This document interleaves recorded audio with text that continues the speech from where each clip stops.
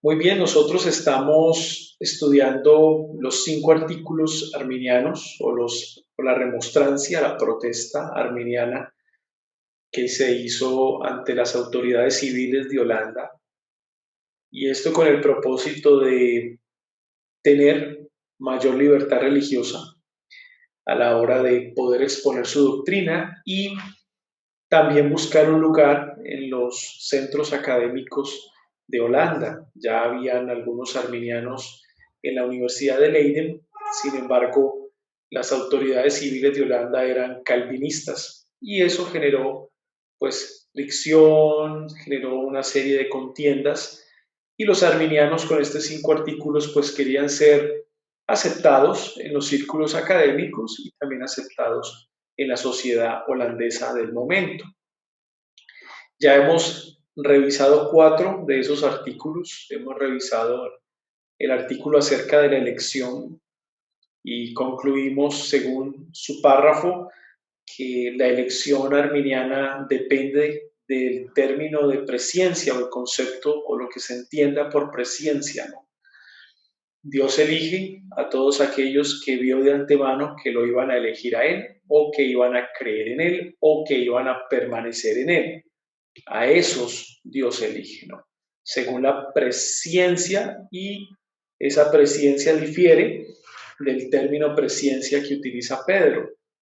Yo les explicaba que Pedro habla de presciencia como conocimiento anticipado de Dios, pero no como base de la elección divina, sino más bien como parte de la elección divina, ¿no? Dios no utiliza su presciencia para elegir, según Efesios 1. Dios elige por el puro afecto de su voluntad, y ahí estaba la diferencia entre la enseñanza arminiana y lo que los calvinistas en ese momento estaban enseñando sobre la elección. Luego vimos el segundo artículo acerca de la expiación y nos dimos cuenta que para ellos la expiación es cuantitativa y cualitativa. Cuantitativa porque Cristo muere por todos los hombres, pero cualitativa porque muere también por cada uno de ellos. Es decir, no solamente muere por todos y cada uno de los hombres, sino por toda clase de hombres. Es cuantitativa y cualitativa. Eso pues obviamente degenera en un universalismo, ¿no? Un universalismo. Claro está, los arminianos se guardaron muy bien de no caer en un universalismo absoluto. ¿Por qué? Porque, pues si bien ya ser universalistas era un problema en el contexto calvinista en el que se encontraban, degenerar en un universalismo absoluto los ponía en problemas no solo con el calvinismo, sino con el catolicismo romano, porque aunque el catolicismo romano es universalista, teológicamente no es universalista absoluto, teológicamente, aunque muchos, eh, digamos, obispos católicos romanos en su discurso pareciera que sí, pero teológicamente no lo son. Y luego vimos el artículo 3 acerca de la depravación total o acerca del pecado y concluíamos que sí, el arminiano clásico cree que el hombre nace muerto en sus delitos y pecados. Y esa es la diferencia, el punto diferencial entre el arminianismo y el semipelagianismo. Ustedes recordarán, para los semipelagianos el hombre nace enfermo en sus pecados. Esa era la concepción del pecado que tenían los semipelagianos. Pero los arminianos creían era que el hombre nace muerto en sus delitos y pecados. Entonces, ante la pregunta cómo un hombre muerto espiritualmente puede hacer algo por su salvación, los arminianos respondían con el concepto de gracia preveniente, que también estudiamos, y era esa gracia que tienen o poseen todos los hombres debido al sacrificio de Cristo. Sin embargo, la gracia preveniente no salva eficazmente a nadie, sino que esa gracia capacita a todos los hombres del mundo para que ellos, haciendo uso de su libre voluntad, puedan asirse de los beneficios del Evangelio. Y es así como un hombre muerto puede elegir el bien espiritual, ¿no? Gracias a la gracia preveniente. Y luego vimos el artículo 4 sobre la gracia, efectivamente, y nos dimos cuenta que la gracia para los arminianos no es irresistible, se puede resistir cada vez que el hombre quiera resistirla, ¿no? Y estuvimos estudiando Hechos capítulo 7, cuando Esteban estaba frente al Sanedrín judío y estaba dando su discurso.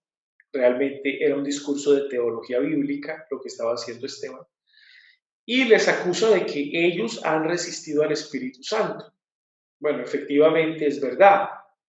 El hombre pecador resiste al Espíritu Santo hasta cuando el Espíritu de Dios desea interrumpir su vida, o sea, desea entrar en su vida abruptamente, porque finalmente se requiere que el Señor entre abruptamente en el corazón de un hombre, quite un corazón de piedra y ponga el corazón de carne. Fue lo que pasó con Pablo, fue una experiencia en la cual el Señor pues no le pidió permiso a Pablo, sino que simplemente el Señor decidió encontrarse con Saulo en el camino y cambiarlo drásticamente, ¿no?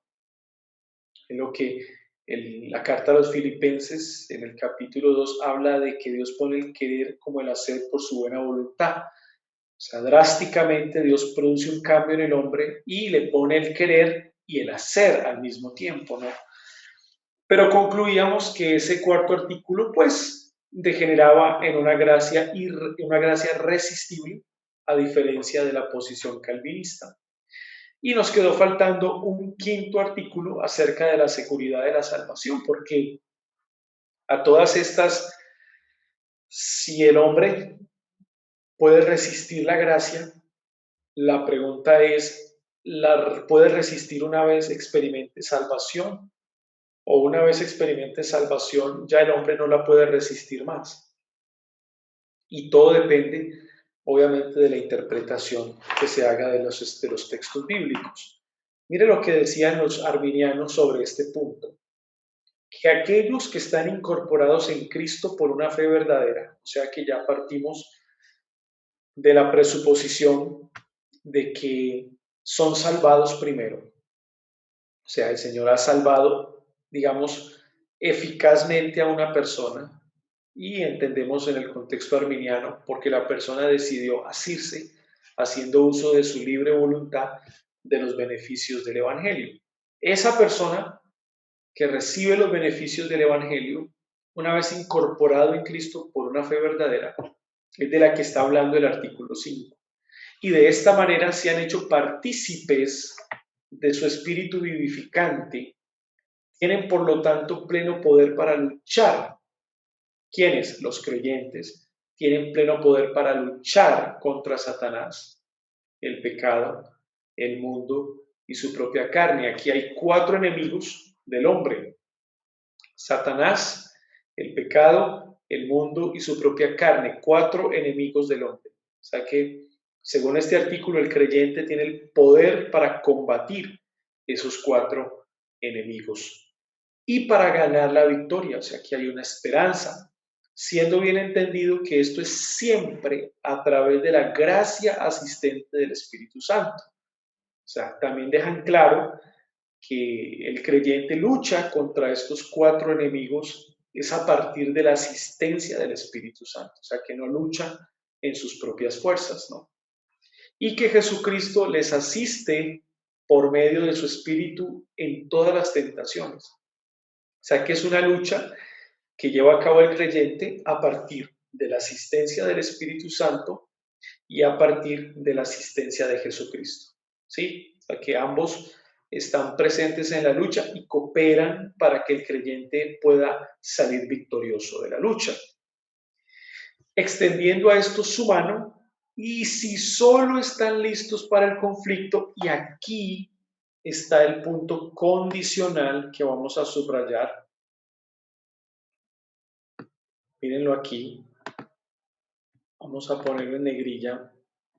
Y si solo están listos para el conflicto y desean su ayuda y no están inactivos, ¿no? Este punto es importante, o sea, es el hombre decide recibir la asistencia o la ayuda de Jesucristo, pues lo cual, pues efectivamente es así, ¿no? Si uno no se dispone a pelear, pues evidentemente el Espíritu Santo no lo va a hacer por nosotros. Él nos va a asistir, pero nosotros debemos pelear, es en nuestra responsabilidad humana. Ahora, el problema no está en la frase de Negrilla, en el condicional, porque es una realidad, sino en lo que sigue adelante. Les impide caer, de modo que ellos por ninguna artimaña o poder de Satanás pueden ser engañados ni arrancados de las manos de Cristo según la palabra de Cristo. Ok, eso pasa si no están inactivos. Ojo, si están listos para el conflicto, si desean la ayuda, no podrán ser arrancados de la mano de Cristo. Pregunta, ¿y si sí están inactivos? ¿Y si no desean su ayuda? ¿Y si no están listos para el conflicto? ¿Qué? ¿Son arrancados de la mano de Cristo o no? ¿Notan? Este es el análisis que debemos hacerle a este artículo. Otra vez leo el condicional. Y si solo están listos para el conflicto y desean su ayuda y no están inactivos, ahí la condición para ganar la batalla espiritual, la cual compartimos, es así. Les impide caer, de modo que ellos por ninguna artimaña o poder de Satanás pueden ser engañados ni arrancados de la mano de Cristo, según la palabra de Cristo, y se cita Juan 10:28. Nadie los arrebatará de mi mano. Pero ¿cuándo nadie los arrebatará de mi mano? Negrilla, si solo están listos para el conflicto, desean su ayuda y no están inactivos. Pregunta, pero si no están listos, pero si no desean su ayuda, pero si no están inactivos, ¿qué pasa? ¿Cómo aplicar el texto de Juan 10:28? Si son arrancados de las manos de Cristo, si no están inactivos, si están inactivos, perdón, sigue diciendo, pero si son capaces por negligencia, de abandonar de nuevo los primeros comienzos de su vida en Cristo, regresando nuevamente a este mundo malvado presente, de apartarse de la sana doctrina que les fue dada, de perder una buena conciencia, siendo desprovistos de gracia. Eso debe ser determinado más particularmente de las Sagradas Escrituras antes de que puedan enseñar esto con la plena persuasión de sus mentes. Noten lo siguiente, de apartarse de la sana doctrina que les fue dada. Mucho cuidado aquí. De perder una buena conciencia, siendo desprovistos de gracia, ¿sí? Regresando nuevamente a este mundo malvado presente. De abandonar de nuevo los primeros comienzos de su vida en Cristo. Por negligencia. ¿Qué pasa con estas personas? ¿Son arrancadas de la mano de Cristo o permanecen en las manos de Cristo, pero llevando una vida fría, llevando una vida contristando al Espíritu Santo, una vida en desánimo espiritual, o finalmente son arrancados de la gracia de las manos de Cristo y son desprovistos de la gracia de Cristo? ¿Qué pasa con estas personas? Y dice el artículo, eso debe ser determinado más particularmente de las Sagradas Escrituras antes de que puedan enseñar esto con la plena persuasión de sus mentes. ¿Cuál es la conclusión? El artículo 5 arminiano no sabe qué pasa.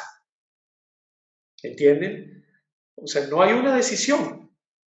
Finalmente los remonstrantes no están seguros qué pasa con esa persona o con ese creyente.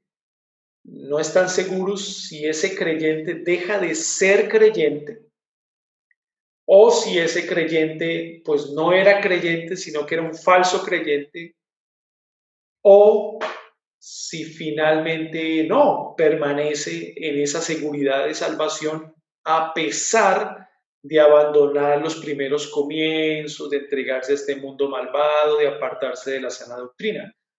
¿Cuál de las tres opciones es? Según los arminianos, no se sabe. no se sabe. Este dato histórico es muy importante porque nosotros, pues generalmente decimos que el arminiano cree que la salvación se pierde. Bueno, efectivamente, esa es la lectura que hicieron los calvinistas en el sínodo de Dort, después de haber examinado la remonstrancia arminiana. Pero el arminiano clásico del siglo XVII no estaba seguro si la salvación se perdía o no. No tenía claro esa doctrina aún en su mente, no había claridad. Entonces, es algo interesante, ¿no? Es algo interesante. Y los calvinistas en el Sínodo de Dort, en el artículo 5 sobre la perseverancia de los santos o seguridad de salvación, ellos van a dejar claro que la salvación no se pierde y que a pesar de que se abandonen, sí, ciertos primeros comienzos y se pierda la buena conciencia, el creyente nunca cae de la gracia de Cristo. O sea, el calvinista en el sínodo de Dort va a dejar claro el punto 5. O sea, que da a entender que la lectura que tenían los calvinistas del quinto artículo arminiano era que sí se perdía para el arminiano. Esa es la lectura calvinista. Y es la lectura calvinista, pues, que tenemos las iglesias reformadas actualmente, que creemos que los arminianos creen que la salvación se pierde. Ahora, realmente hay un vacío muy grande entre los arminianos clásicos y los arminianos de hoy. Los arminianos de hoy, y vamos a decir latinoamericanos, no conocen su historia. Muchos de ellos no conocen su historia. Y muchos de ellos simplemente hablan de que la salvación se pierde, pero no han examinado a profundidad el texto, ¿no? Y tampoco han considerado el quinto artículo de la remonstrancia arminiana, que no estaba segura de que se perdía o no. O sea que vemos un vacío, hay un vacío entre los arminianos de hoy y los arminianos clásicos. Incluso los arminianos de hoy no están seguros sobre el concepto de pecado, por ejemplo. Muchos de ellos hoy hablan de que el hombre nace casi bueno, casi bueno, de tal manera que puede elegir a Dios, pero se rehúsa a creer en Él, ¿no? Sin embargo, el arminiano clásico no creía eso. El arminiano clásico creía que el hombre nace muerto en sus delitos y pecados, ¿no? Ese es un punto interesante. Entonces, esto nos enseña, digamos, a cerrar un poco la brecha histórica entre el arminianismo clásico y el arminianismo de hoy, del presente, porque hay ciertas diferencias. Pero en conclusión, podemos decir que en el lente de un calvinista, el artículo 5, pues básicamente degenera en la inseguridad de la salvación, ¿no? En que la salvación sí se puede perder, puesto que no estamos seguros de que no se pierda. Y esa es la lectura históricamente calvinista sobre esta doctrina. Entonces, hasta este punto llegamos sobre la remonstrancia o protesta arminiana y esperamos la respuesta calvinista en el sínodo de Dordrecht en el año 1618. Pero antes de ir al sínodo de Dordrecht, que es un sínodo convocado por calvinistas holandeses, pues necesitamos saber de dónde vienen los calvinistas y necesitamos saber quién fue Juan Calvino, porque pues así como estudiamos no solo el pensamiento soteriológico arminiano, sino que también estudiamos quién fue Jacobo Arminio, dónde estudió, cuál fue su proceso de formación, dónde se produce la discrepancia, pues es nuestro deber antes de abarcar las doctrinas de la gracia o los cánones de Dort, pues conocer quién fue Juan Calvino primero, de dónde vienen los calvinistas. Entonces, vamos a dejar este espacio para preguntas sobre este quinto artículo y luego que terminemos las preguntas, entonces haremos una breve biografía de la vida de Juan Calvino para que podamos estar un poco más en contexto.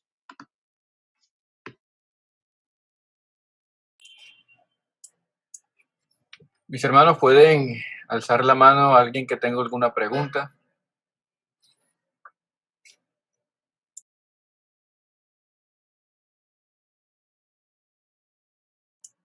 Adelante, hermano Gaspar. Bueno, pastor, es con referente a la cita de Romanos 8:30. Prácticamente ahí está la cadena de la salvación del creyente, donde dice, y a los que predestinó, a estos también llamó, y a los que llamó, a estos también justificó, y a los que justificó, también glorificó. Entonces la pregunta mía es, como quiera que la salvación no se pierde, sin embargo, la cadena es intermitente dentro del proceso de la salvación del creyente, porque el autor de Romanos, que es Pablo, aquí, digamos, pareciera que la cadena se hubiese interrumpido cuando dice, y a lo que justificó, también lo glorificó, y no pone la palabra, también lo santificó. O sea que no pone la palabra santificó. Entonces, eso me llama mucho la atención. No sé por qué el autor obvió la palabra santificó en esa parte, para que la cadena del proceso de la salvación no se hubiese interrumpido. Entonces, esa es la pregunta que yo le hago al pastor para ver qué me puede aclarar sobre respecto a eso.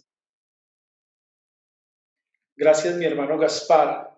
La intención de Pablo cuando redacta este versículo está basada en el obrar, digamos, exclusivo de Dios, en el sentido de que Dios predestina y el hombre pues no tiene parte en esa predestinación. Dios llama eficazmente al hombre, al que quiere, el hombre no tiene parte en ese llamamiento. Dios justifica porque la justificación es una declaración legal que solamente la puede hacer otro, y ese otro es Dios. Y Dios glorifica porque el único que puede darle un cuerpo inmortal o un cuerpo eterno sin pecado al ser humano es Dios. El hombre no puede hacerlo. Si tú notas, Pablo no habla de fe y no habla del arrepentimiento dentro de la cadena de salvación.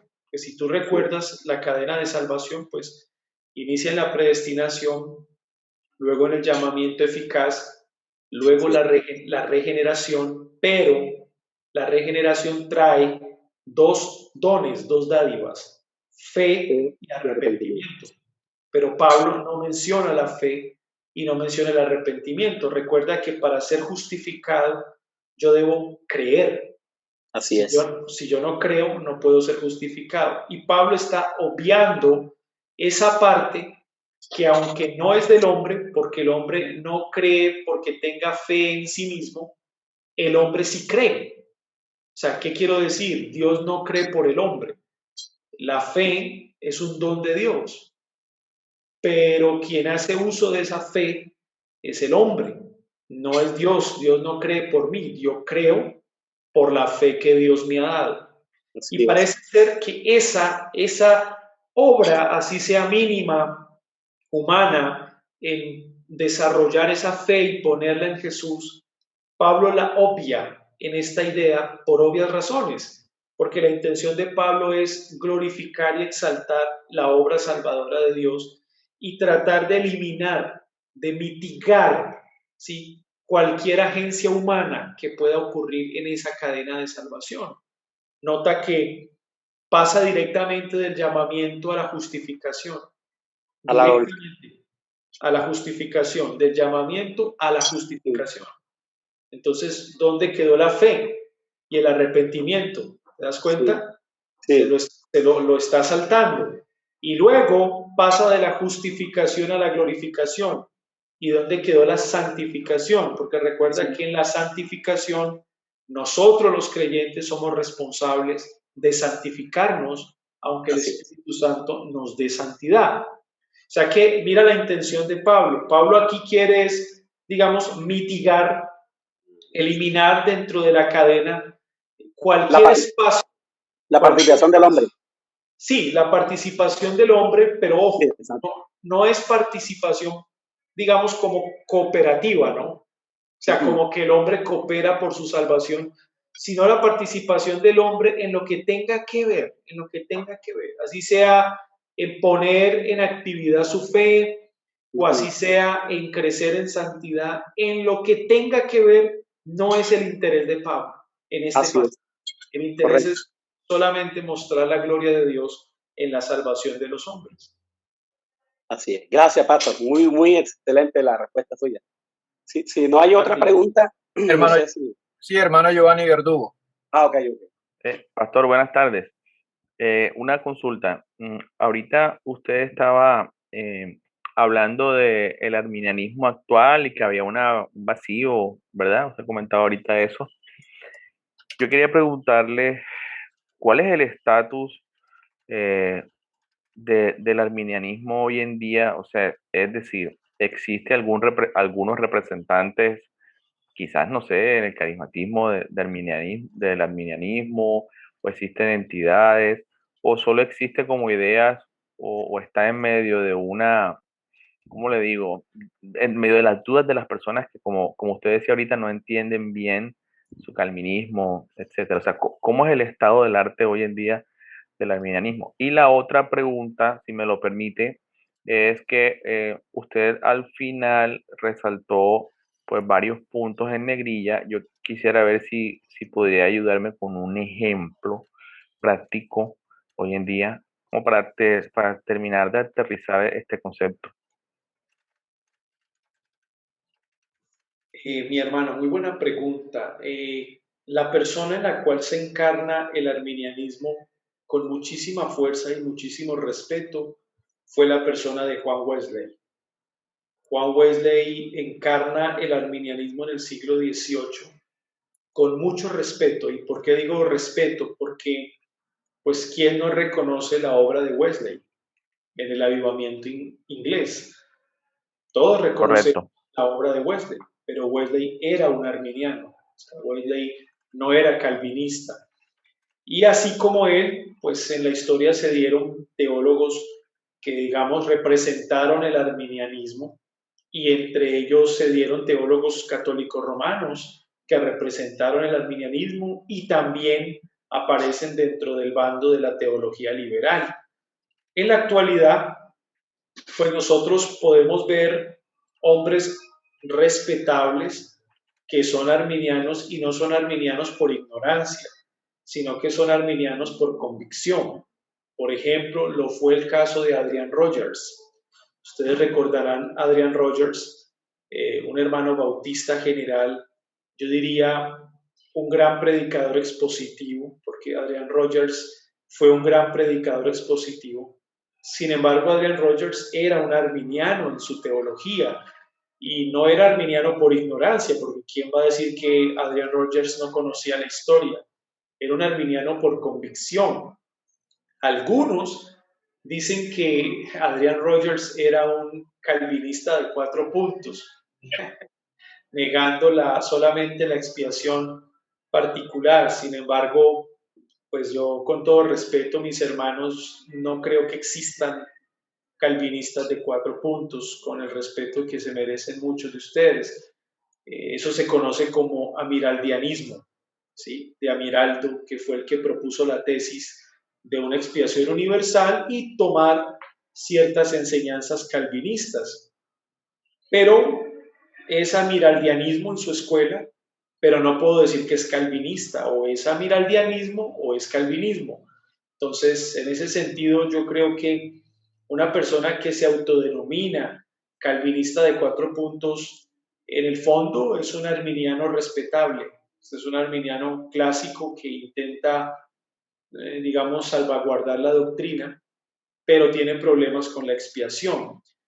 Adrian Rogers era un arminiano clásico, incluso él tiene una conferencia en la que objeta la teología de Juan Calvino y objeta su doctrina de la elección incondicional, en la cual Adrian Rogers demuestra que su posición es arminiana clásica. Él cree que Dios elige a todos aquellos que ve de antemano que lo iban a elegir. Esa es la posición de Adrian Rogers. Otro hermano, creo que está vivo, también bautista general, Charles Stanley. Es un anciano, claro. ya. Es Es un famoso hermano. famoso, el enlace, creo que lo mejor que tiene enlace de lo mejorcito. Charles Stanley es un arminiano también, es un arminiano clásico. Y pues por supuesto, no sobra decir que Armando Alducin encarna una figura rara, el tipo es rarísimo Y no porque sabemos qué es cierto. sí, hay una especie de, a ver, como decir, pero no tengo la palabra como para describirlo, pero digamos, objeta la doctrina de la elección incondicional de Calvino, Armando Alducin. Él tiene también una enseñanza en la cual explica su doctrina de la elección y es arminiana clásica, donde basa la elección en la presciencia, como lo hacía Arminio y los remonstrantes. Está de acuerdo con la depravación total, o sea, el hombre nace muerto en sus delitos y pecados. Sin embargo, tiene problemas con la expiación.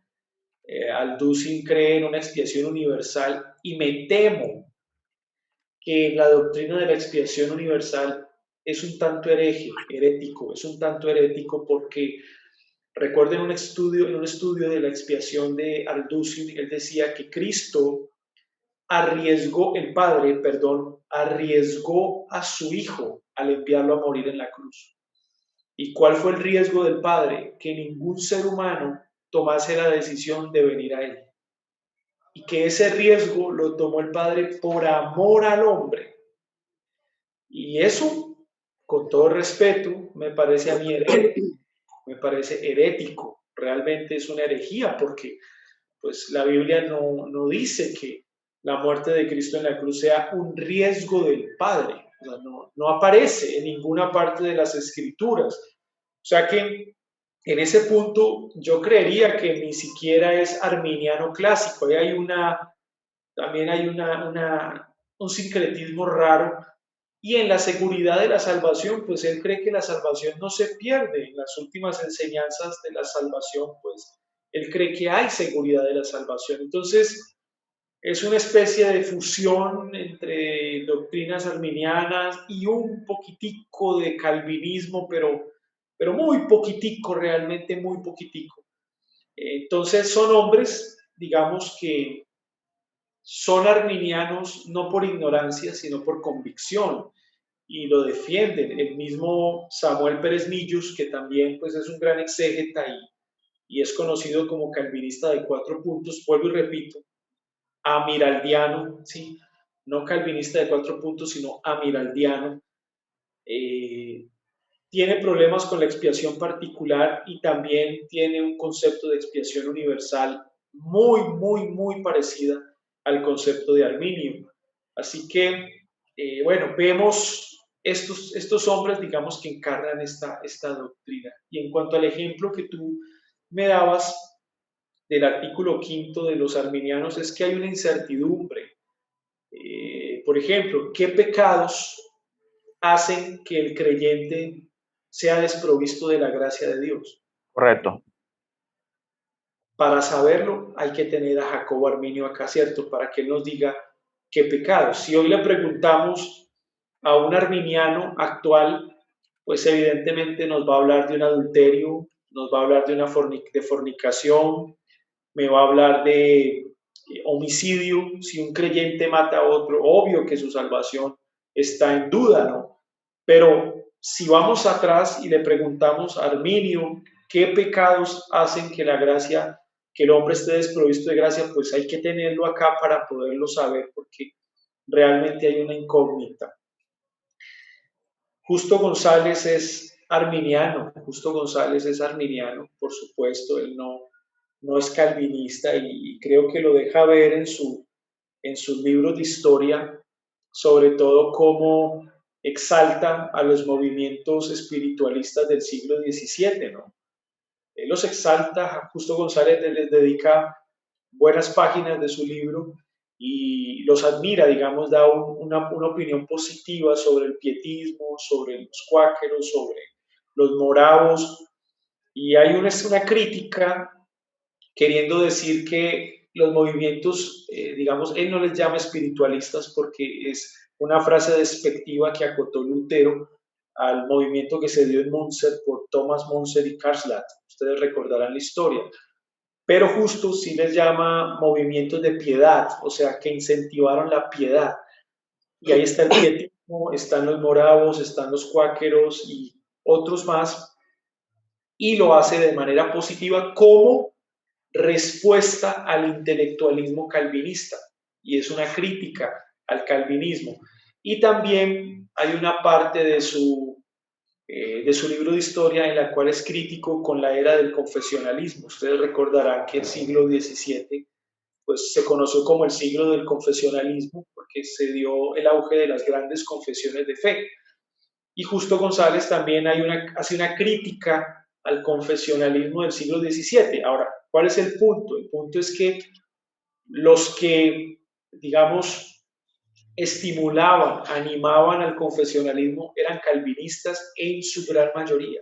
Eran calvinistas, ¿sí? En su gran mayoría. No puedo decir que todos, porque recuerden que los arminianos tenían su confesión de fe, los luteranos tenían su confesión de fe, pero en su gran mayoría eran calvinistas, y los movimientos que no adoptaron el confesionalismo, sino que se dejaron llevar por el mover del espíritu, ¿no? Los movimientos espiritualistas, en su mayoría, por no decir todos, eran arminianos en teología. O sea que se ve en Justo González cierta inclinación o admiración por grupos y movimientos no calvinistas, por ejemplo. Entonces, claro, pero eso, quiero aclarar, de ninguna manera pone en tela de juicio la historia, o sea, sus investigaciones o su labor como historiador, porque, mis hermanos, encontrar un historiador objetivo no lo hay, o sea, no existe un historiador objetivo. Incluso el mismo Paul Johnson, ustedes lo conocen, Paul Johnson, el autor de Historia del Cristianismo, que es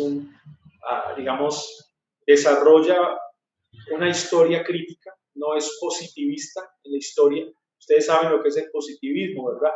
Cuando uno narra la biografía de alguien y todo es en términos positivos, digamos, sus grandes obras, sus avances, ¿sí? Pero uno no analiza sus debilidades, sus pecados, sus decadencias. Esa es una historia más positiva. Paul Johnson es un historiador crítico, y aún así, aunque sea un historiador crítico, pues uno alcanza a ver un sesgo también en su forma de leer la historia. O sea que no tenemos un historiador objetivo, siempre van a ser subjetivos y depende del lector. El lector es el que tiene que, a partir de la recopilación de datos históricos, el lector es el que genera una conclusión personal de lo que ha leído. Entonces, en ese caso, ojo, creo que Justo González es arminiano o amiraldiano, en caso pues de que sea así, pero en ninguna manera creo que sus libros de historia pues no deban ser leídos, creo que son buenos. Pastor, Pastor. vale la pena aclarar, Pastor, después como conclusión de todos estos debates arminianistas y calvinistas, vale la pena aclarar que el hecho de que las personas que profesan ser arminianistas, por ejemplo, como los bautistas generales y los bautistas particulares calvinistas, o que algunos se identifiquen hacia uno o dos puntos con el arminianismo, no quiere decir que no sean nuestros hermanos en Cristo, no quiere decir de que son personas que se van para el infierno, no quiere decir de que nosotros, a pesar de que en la antigüedad se le tildaba de hereje, no quiere decir que no sean personas de Dios. Hay muchos hombres de Dios que son arminianistas y por lo tanto el hecho de que no profese el calvinismo o no abrace el calvinismo no quiere decir que se va para el infierno. Ahora, la pregunta sería esta: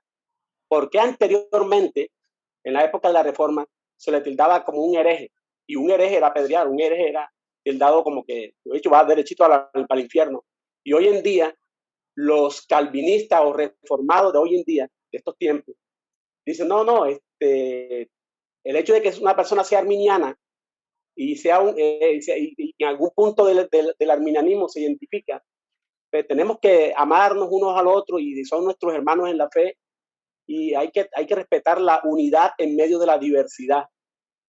Entonces, ¿por qué ese pensamiento de ahora sí con relación al pensamiento candente en la época de la Reforma, siglo XVI, XVII, porque esa variedad de pensamientos de hoy en día de los reformados. Esa es la pregunta que yo me hago. Básicamente por el contexto político en el que se da la reforma, porque recuerda mi hermano que el siglo XVI es un siglo transitorio, es decir, venimos de la medievalidad a la modernidad y el siglo XVI es el siglo que hace esa transición entre lo medieval y lo moderno. Por ende, el contexto político del siglo XVI era un contexto medieval.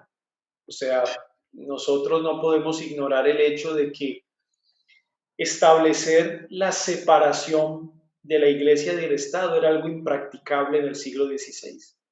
Eso no se podía practicar. Ni siquiera Calvino lo hizo, porque Calvino intentó interactuar, establecer una interacción entre la iglesia y el Estado, respetando sus diferencias y sirviéndose mutuamente, pero lo hizo a través de la figura del consistorio, porque el consistorio era el modelo de un gobierno democrático en ese momento. Esa era la figura del consistorio. Pero decir que Calvino logró la separación entre la iglesia y el Estado es mentira. Él no pudo haber hecho eso porque no estaba permitido. El Parlamento de la Confederación Helvética del siglo XVI no lo iba a permitir. O sea, eso era impracticable. Culturalmente no se podía separar el Estado de la iglesia, no se podía, digamos, en la mente de la sociedad del siglo XVI europea, eso no se concebía, es como hoy nosotros, digamos, en el tiempo de hoy en el que estamos, no concebimos muchas cosas de antes, que decimos, wow, me parece que eso es retrógrado, me parece que, cierto, ellos en el siglo XVI no concebían muchas cosas porque estaban en un proceso de transitoriedad, de la medievalidad a la modernidad. Por ejemplo, Martín Lutero, al contrario, establece la sujeción de la iglesia al Estado. Y esa visión luterana era una visión escolástica de la iglesia, ¿no? Era una visión medieval de la iglesia, porque es que Lutero fue un hombre medieval. O sea, no podemos pretender que Lutero fue un hombre moderno en el sentido estricto de la palabra. No lo fue. Digamos, la reforma prepara el camino hacia la modernidad, sí, pero la reforma y los reformadores como tal no eran hombres modernos, no eran hijos de la modernidad, eran hijos de la medievalidad. ¿Por qué Lutero clava las 95 tesis en Wittenberg? Porque el espíritu renacentista estaba en Alemania. Esa es la razón. Ya desde el siglo XV en Italia se venían levantando una serie de movimientos ante el tradicionalismo católico romano. Esos movimientos se levantan en Alemania también ante el tradicionalismo católico romano. O sea, cuando Lutero clava las 95 tesis, ese hecho se da en medio de un contexto político en el cual los estudiantes de la Universidad de Wittenberg, hijos del Renacimiento de la época, tienen la valentía de copiar las tesis utilizando la imprenta de Gutenberg. O sea, eso tiene un contexto político. El contexto político actual no permite hacer eso, mi hermano. Por lo menos no el contexto político de Occidente. No nos permite hacer una cosa de esas porque nos metemos en problemas con los derechos humanos. Quizá en algunos países orientales, musulmanes, aún se practica ese sistema político, incluso muy criticado por la Organización de las Naciones Unidas y todo el tema, ¿verdad? O sea, hay una serie de crítica y de conflicto, pero debemos entender que nuestro contexto es diferente y ojo, mi consejo es no juzgar de manera tan dura, tan severa a los reformadores en el siglo XVI por cosas como esas, por ejemplo, la muerte de Miguel Servet. Eso tiene un contexto político y eso se debe entender a la luz de ese contexto político. Eso era normal en la época, era normal, era una cosmovisión aceptada en la sociedad europea del siglo XVI, así como en la sociedad occidental del siglo XXI tenemos una cantidad de lecturas o formas de ver el mundo que son ampliamente aceptadas. Disculpe, Pastor. Una cosita interesante que usted dice con respecto a la separación de iglesia y Estado. Bueno, la iglesia particular, bautista particular, cree, ¿verdad?, que hay una unión en una relación de iglesia-Estado, ¿verdad? No se separa como en generales. Pero la pregunta es, ¿qué posición debe tomar el bautista con respecto al concordato evangélico que se estableció en el año 1991, donde obligan o donde las personas, los pastores, están obligados mejor dicho, asistieron a ese concordato evangélico, pero que a la vez ellos están obligados a practicar el divorcio, lo cual la Biblia lo prohíbe? O sea, ¿qué hacer de los bautistas con respecto a ese caso donde asistir, aunque la iglesia bautista dijo que no, ¿verdad?, que no estaba de acuerdo, pero asistió al concordato evangélico? O sea, ¿cuál debería ser la posición en ese caso? Por ejemplo, a lo civil y lo eclesiástico. ¿Cómo separar? Porque igual estamos inmersos en el Estado, yo lo entiendo, pero en un caso como eso, de que las iglesias las convocaron al concordato evangélico, a la reunión, y donde se estipuló que las iglesias deberían divorciar y deberían hacer prácticas que van en contra de la Biblia. Bueno, realmente la pregunta pues, me parece a mí un poquito compleja porque hay una diversidad de gobiernos eclesiásticos actuales del protestantismo, entonces, pues digamos, tu aplicación es hacia los bautistas, pero ¿qué tipos de bautistas? ¿No? Porque hay bautistas generales, hay bautistas particulares, y dentro de los bautistas generales hay un congregacionalismo pleno, hay un congregacionalismo parcial, es decir, la pregunta más bien sería, bíblicamente, ¿qué debe hacer un creyente? Independientemente si es bautista, ¿cierto? Presbiteriano, porque el sistema de gobierno eclesial es muy variado. No, básicamente el creyente no está obligado a obedecer al Estado cuando el Estado le exige ciertas cosas que están por encima o que contradicen la palabra de Dios. Un creyente no está obligado a obedecer al Estado en ese campo. Si el Estado me invita a mí a desobedecer a Dios, yo no tengo por qué obedecer al Estado. Yo tengo que obedecer la palabra de Dios y claro, eso va a traer una serie de consecuencias penales, pero pues esa es la vida cristiana, asumir esas consecuencias de tipo penal. El asunto aquí con el tema que usted trae es muy polémico porque usted tocó el tema del divorcio. Y nosotros, los evangélicos en Colombia, realmente no casamos a nadie. Nosotros no casamos a nadie. Es decir, por lo menos, quizá hay iglesias evangélicas que hacen parte de, y por lo menos están suscritas a, y tienen o están obligados a casar, digamos, civilmente. Pero la gran mayoría de iglesias evangélicas en Colombia no están obligadas a casar civilmente a nadie. Por ende, pues no tienen potestad para divorciar a nadie. Ninguna iglesia evangélica, pues, digamos, de las últimas de las del siglo XXI, que yo sepa, no tienen esa potestad del Estado. Por eso nosotros como evangélicos, en un matrimonio, lo único que hacemos es celebrar, hacer una celebración simbólica de lo que es el matrimonio, lo que se llama una boda, pero nada más. O sea, realmente nosotros no casamos a nadie. Ningún pastor evangélico que no esté autorizado por el Estado para casar, no casa a nadie. Y esa es la famosa pregunta, pastor. Entonces, yo quiero que la iglesia me case. ¿Qué tengo que hacer para que la iglesia me case? Primero, aclararle, nosotros no casamos a nadie. Segundo, usted tiene un deber con el Estado. Usted tiene que casarse por lo civil. Ahí es donde está el verdadero matrimonio. El verdadero matrimonio está en lo civil. Y ya nosotros, la iglesia, lo que hacemos es una ceremonia simbólica presentamos ese matrimonio civil delante del Señor, ante los testigos que es la iglesia, y los encomendamos al Señor. Básicamente eso es lo que hacemos, pero nosotros realmente no casamos a nadie. Ok, ok. Gracias, bueno. Pastor, un momentico, Jonathan, en cuanto a la doctrina de la predestinación, Pastor Alejandro, Dios tiene predestinado para el infierno y para la gloria, o la predestinación es exclusivamente para los creyentes. Mi hermano Freddy, gracias por tu pregunta, pero no te la puedo responder ahora, porque eso es lo que vamos a ver en los últimos sábados que nos hacen falta.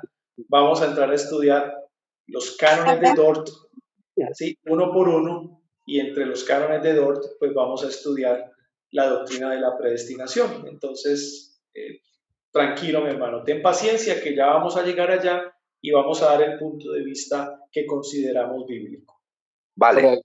Listo. Entonces iniciamos el break, 10 minutos, y regresamos con la clase. Si alguien tiene una pregunta, la puede realizar ya al final de la clase. Ok. Daniel, para que lo tengas en cuenta. Listo, tenía una pregunta, pero bueno, listo. Sí, es que ya se nos está pasando el tiempo. Vamos a entrar al break de 10 minutos y continuamos la clase. Perfecto. Sí. Hablar un poquito de Juan Calvino, yo creo que pues es necesario conocer quién fue este personaje antes de entrar a examinar cada una de las doctrinas calvinistas que se dieron en el siglo XVII y que hoy por hoy pues los calvinistas o reformados defendemos y conocemos y estamos agradecidos con Dios de que esas doctrinas no las conocíamos, pero que han abierto nuestros ojos, ¿verdad? Entonces hay que conocer primero a Juan Calvino. ¿Quién fue Juan Calvino, este personaje? Lo primero que tengo que decirles es que Juan Calvino nace el 10 de julio de 1509. 10 de julio de 1509, obviamente mucho menor que Martín Lutero. Martín Lutero nace en 1483. O sea que este personaje nace en el siglo XVI propiamente, Juan Calvino, y nace en el círculo de una familia distinguida de Francia, al norte de Francia, muy cerca a París, la capital, en un pueblito llamado Noyon y en un barrio conocido como Picardía, a la sombra de la catedral de Nuestra Señora. Juan Calvino, a diferencia de Lutero, pues es un joven que tiene mayores posibilidades económicas para poder estudiar. Lutero en sus estudios secundarios fue patrocinado por la familia Cota. Ustedes recordarán, Conrado Cota fue el que patrocinó a Lutero para poder terminar su secundaria y luego hacer sus estudios de pregrado. En el caso de Calvino, su padre, Gerard Calvin, él tenía los recursos económicos, era un notario en Francia, en Noyon, y como notario pues era un hombre distinguido y bastante respetable. La mamá de Calvino, Jeanne Lefranc, ella muere cuando él tenía 6 años, o sea que queda sin mamá a partir de los 6 años, queda con su padre y con sus 4 hermanos. Ellos eran 3 hombres y 2 niñas, y de los hombres se conoce la vida de Calvino y la vida de Antoine. Antoine era uno de sus hermanos.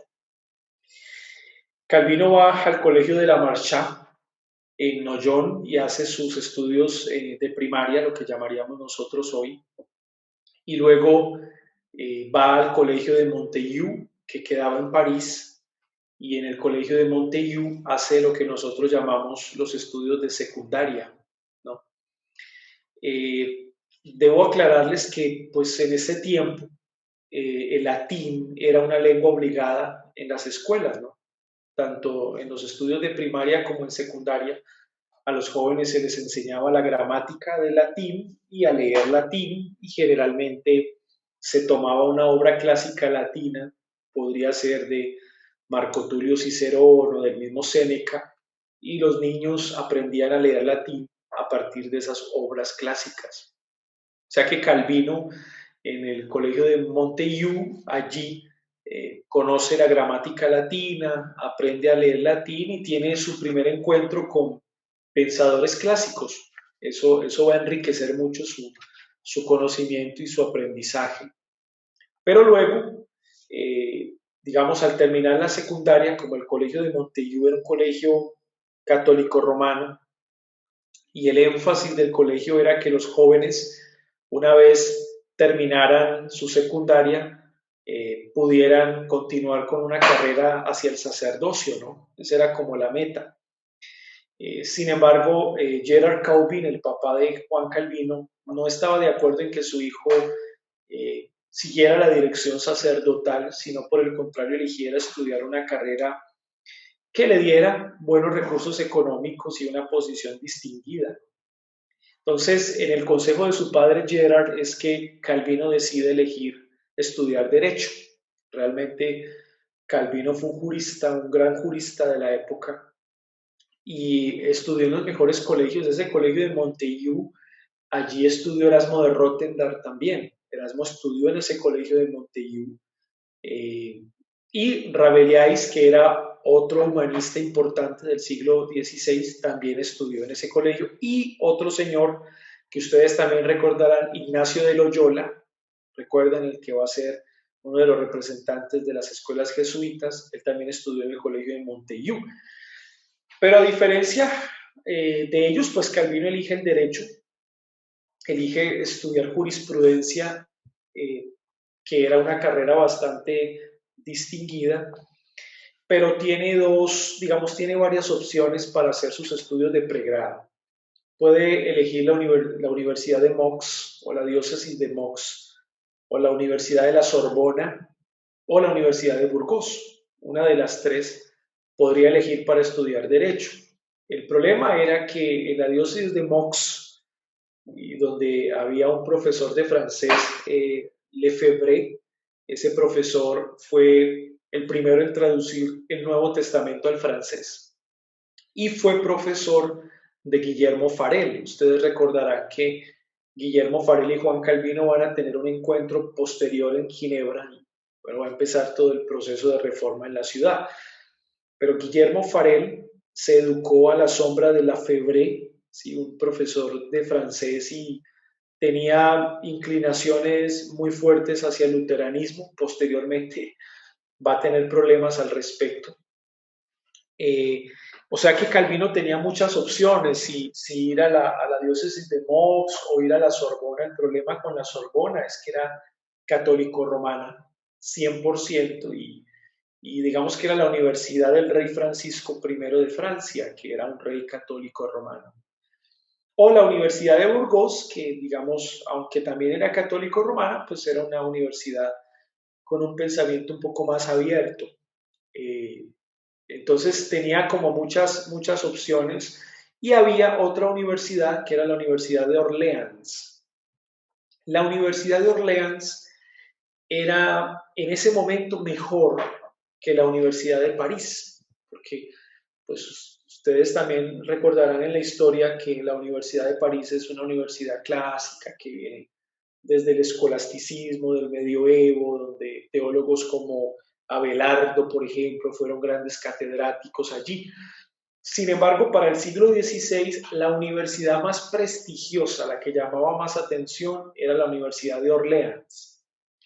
Y Calvino elige estudiar en la Universidad de Orleans. Entonces, ustedes ya más o menos entienden el nivel económico de la familia de Calvino y sus relaciones con familias bastante distinguidas de Francia, incluso de la nobleza, como lo fueron los Hansen. Los Hansen eran una familia noble de Francia y eran íntimos de la familia Calvino, o sea, eran amigos muy, muy íntimos. O sea que Calvino entra a estudiar Derecho en una de las mejores universidades de Europa, en la Universidad de Orleans.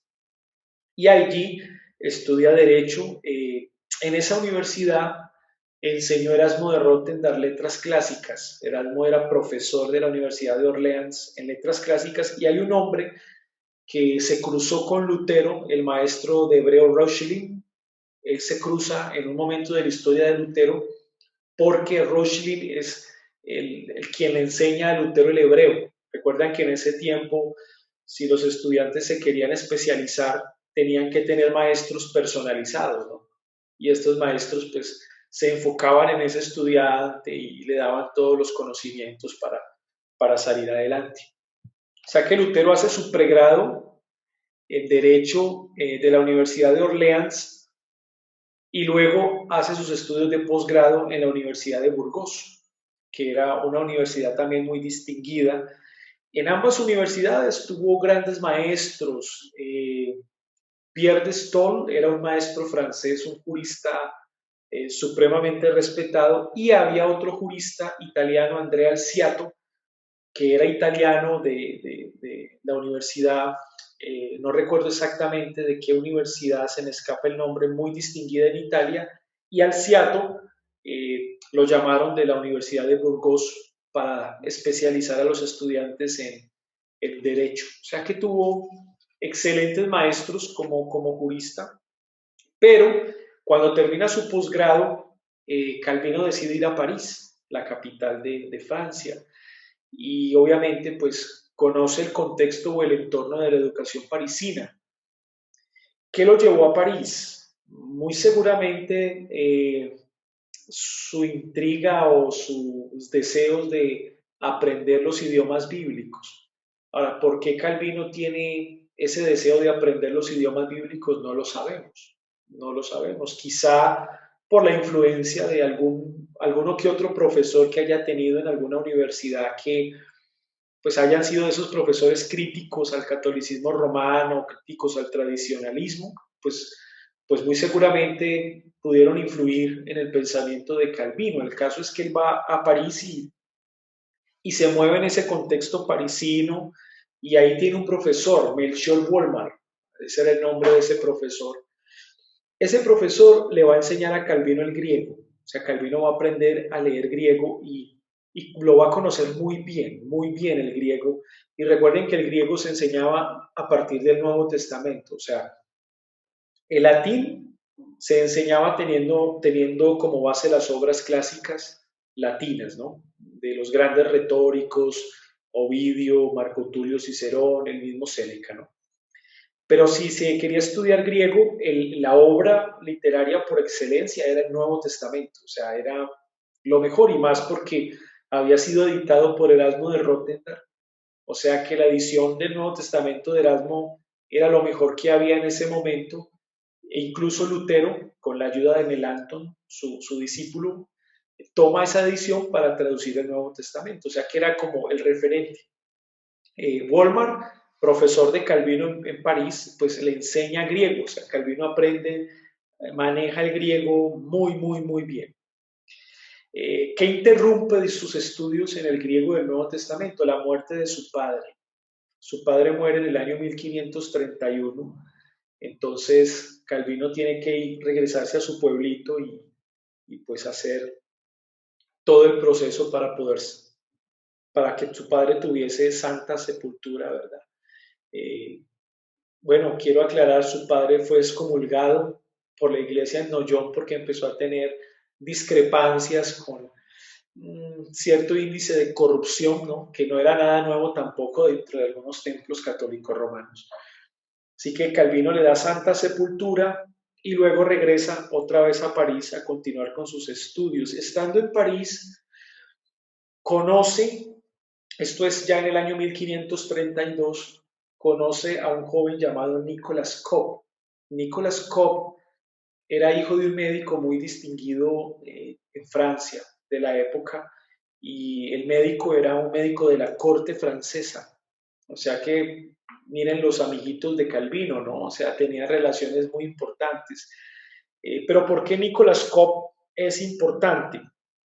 Nicolas Cop era un gran humanista, conocía muy bien el latín, conocía muy bien el griego, tenía una muy buena retórica. Nicolas Cop va a terminar siendo el rector de la Universidad de París.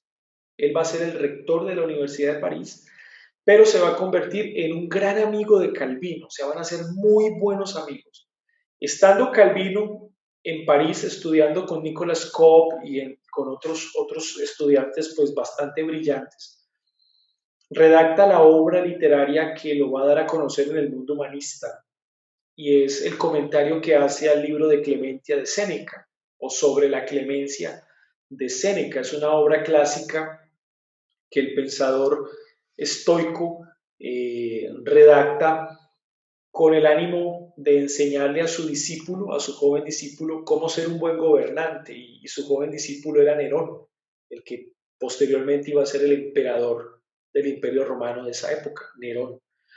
Ese libro de cómo ser un buen gobernante, de clemencia o sobre la clemencia, ese libro que va a comentar Calvino. Ya Erasmo había hecho un comentario también de ese libro, pero Calvino va a hacer su propio comentario, y esa obra, el comentario sobre la clemencia de Séneca, va a catapultar a Calvino en el mundo humanista. O sea, lo van a empezar a conocer como un gran escritor. Realmente Calvino era un excelente escritor, un excelente escritor.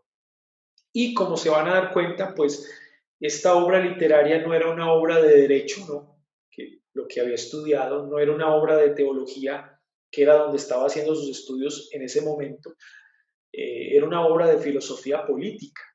O sea que vemos, digamos, el amor de Calvino por la política. Calvino era un hombre muy político, muy, muy político. Amaba, le gustaba mucho la política, y eso vamos a ver cómo influye en la reforma, pues en Ginebra, precisamente, ¿no? ¿Qué es lo que va a pasar? Va a pasar que en el discurso de posesión de Nicolas Cop como rector de la Universidad de París, se van a presentar unas discrepancias, porque la tesis que presenta Nicolas Cop en su discurso es comentario a las bienaventuranzas a la luz de la justificación por la fe. Esa es la tesis de Nicolas Cop. Comentario a las bienaventuranzas a la luz de la justificación por la fe. Obviamente, todo lo que tenía que ver en esa época con justificación por la fe, inmediatamente lo asociaban a Martín Lutero. Y pues ya en ese tiempo se estaban viviendo los efectos de la reforma de 1517 y lo que estaba pasando en el Sacro Imperio Romano Germánico con los príncipes alemanes, lo que había pasado 3 años antes con Carlos V en la Dieta de Spira, luego en la Dieta de Augsburgo. O sea, Europa estaba recibiendo los efectos de la reforma de Lutero. O sea que hablar de la justificación por la fe sola era crear sospechas en el ambiente católico romano. Entonces, Nicolas Cop termina su discurso de posesión y inmediatamente empieza a tener problemas con los católicos romanos de la Universidad de París, con los teólogos católicos romanos. Lo empiezan a acusar de luterano, y finalmente el Parlamento lo llama para castigarlo. Entonces, como Nicolas Cop conocía bien el contexto parisino y francés, pues huye, tiene que huir por su vida, de lo contrario muy seguramente lo hubiesen encarcelado por eso. ¿Cuál es el problema? El problema es que al parecer Juan Calvino ayudó en la redacción de la tesis. Calvino ayudó en la redacción de la tesis de Nicolas Cop. Entonces, obviamente, Calvino estaba involucrado en ese discurso de ponencia, en esa ponencia de bienvenida, ¿no? Entonces, Calvino tiene que huir de Francia, tiene que huir de París primero. Es un contexto parisino bien fuerte, donde había mucha crítica. Realmente era una ciudad muy crítica al tradicionalismo católico romano. Y en ese año de 1533 pegaron unos panfletos en las puertas de los templos católicos romanos en París, donde en los panfletos, pues las tesis eran muy directas, atacaban la misa católico-romana, atacaban la cena del Señor católico-romana, o sea, muy directos. Y pues Nicolas Cop y Juan Calvino se vieron involucrados. No, ellos no participaron, pero se les conocía ya como críticos al catolicismo romano. Entonces Calvino huye de París y empieza una vida clandestina, una vida muy clandestina. Llega a la casa de uno de sus amigos, Luis Dutilet. Era digamos, una persona bastante interesante, en temas teológicos, era un católico romano no convencido, Dutilet, más bien crítico, y Calvino estaba en esa tónica, porque Calvino era católico romano convencido aunque no devoto, ¿no? Convencido aunque no devoto. Y con Tudilet, que muy seguramente conoció en su tiempo de un universitario, en la casa de este hombre se presentan una serie de conversaciones muy interesantes en contra del catolicismo romano y en contra de algunos movimientos protestantes que estaban degenerando en un espiritualismo no bíblico. Y en la casa de Tudilet, Calvino escribe una segunda obra que se conoce como psicopaniquea. Psicopaniquea. La psicopaniquea era la refutación a la doctrina del sueño del alma después de la muerte de los anabautistas. ¿Sí? Recuerden que fueron los anabautistas los que, bueno, tomaron de otros movimientos medievales, pero digamos que en la Reforma son los anabautistas los que hacen el proselitismo de que una vez el creyente muere, el alma del creyente va a dormir a la presencia del Señor. Entonces Calvino refuta esa tesis en su libro Psicopaniquea, que en el momento en el que se escribe, en 1533, pues eso no va a tener mucha importancia, pero una vez Calvino ya tiene cierto protagonismo teológico, va a cobrar mucha importancia su obra, la Psicopaniquea. O sea que ya eso nos deja ver un poco la posición de Calvino en cuanto a el catolicismo romano y algunos movimientos protestantes que Calvino consideraba no bíblicos, movimientos muy sinceros quizá en su proceder, pero equivocados en su práctica, ¿no? En su doctrina. Entonces, vemos el espíritu crítico que podía tener Juan Calvino en ese momento. Era bastante crítico. ¿Qué pasó? Bueno, finalmente Calvino va a la ciudad de Basilea, pues estando en su itinerario clandestino, ¿no? La meta era llegar a Basilea, la gran ciudad de los humanistas, porque era la ciudad donde Erasmo de Rotterdam vivía, ¿no? Y era la ciudad de Johannes Ecolampadio. No sé si ustedes han leído de Johannes Ecolampadio, que fue el que inició la reforma protestante en Basilea, y prácticamente la ciudad se reformó, completamente el cantón se reformó. O sea que era un buen destino para Calvino. Calvino llega a Basilea más o menos en el año 1534 aproximadamente. Y estando en esa ciudad, Calvino redacta su obra culmen, ¿no? La institución de la religión cristiana. Claro que cuando redacta en Basilea, redacta la primera parte, pues no es la edición completa que se da en 1559, sino la primera edición de la institución de la religión cristiana, ahí en Basilea, y ahí en Basilea un señor llamado Antoine Marcourt es el que le publica esa primera edición.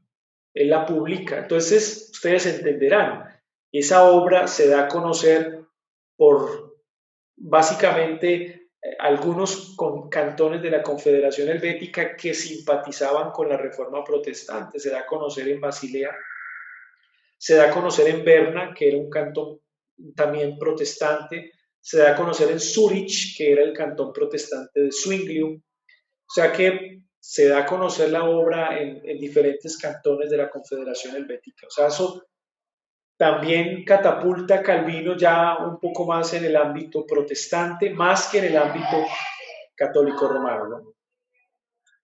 ¿Qué va a pasar? Va a pasar que tiene que resolver unos asuntos familiares en Francia, así que se devuelve a Francia, soluciona sus asuntos personales en Francia y se da cuenta que la situación está complicada, por lo menos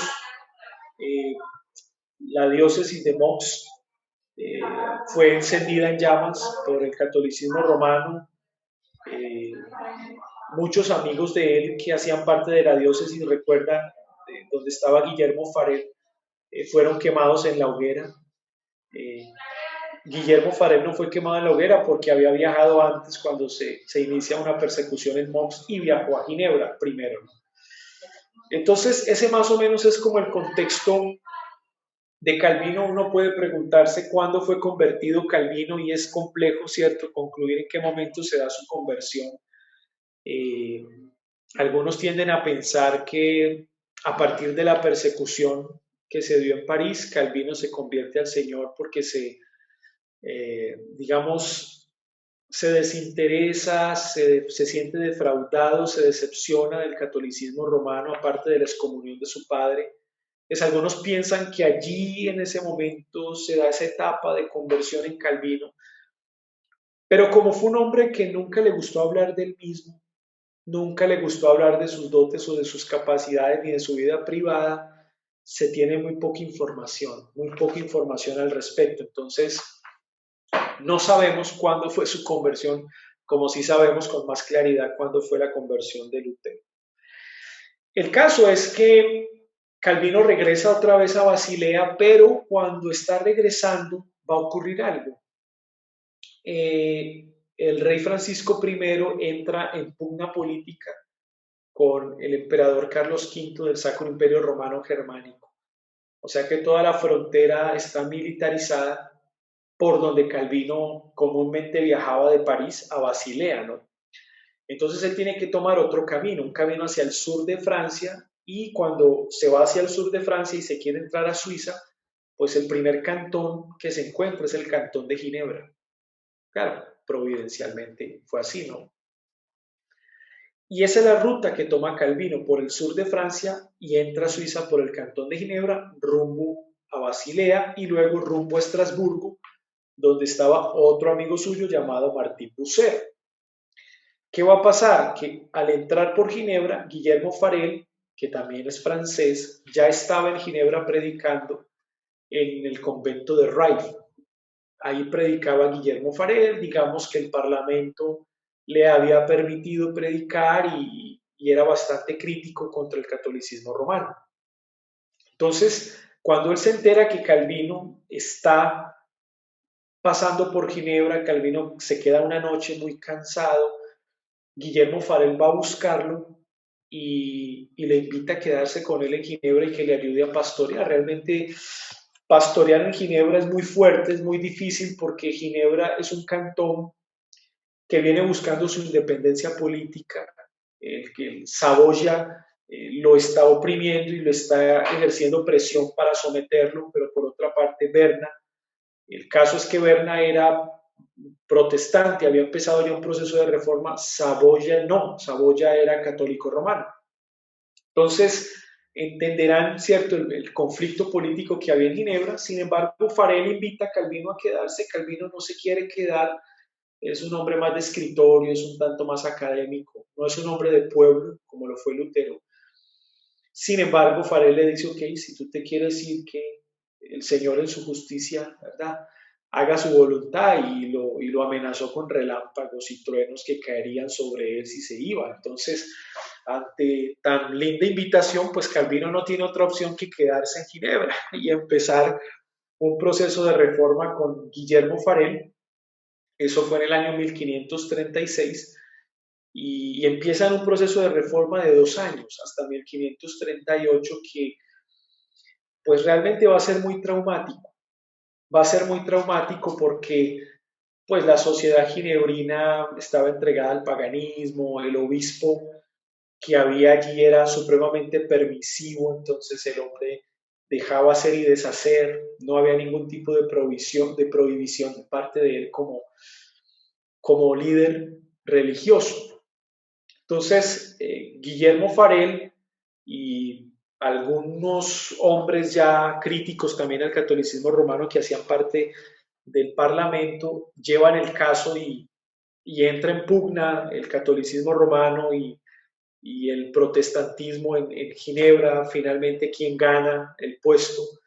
Y el puesto lo ganan los protestantes porque digamos que el Parlamento estaba cansado del obispo y de que el catolicismo romano pues prácticamente no hiciera nada en el cantón, y aparte el cantón de Saboya pues los estaba oprimiendo y los iba a someter políticamente y tampoco les convenía. Entonces querían más bien que Berna lo sometiera y quitaron la autoridad eclesiástica católico-romana Y así es como empieza la reforma en Ginebra.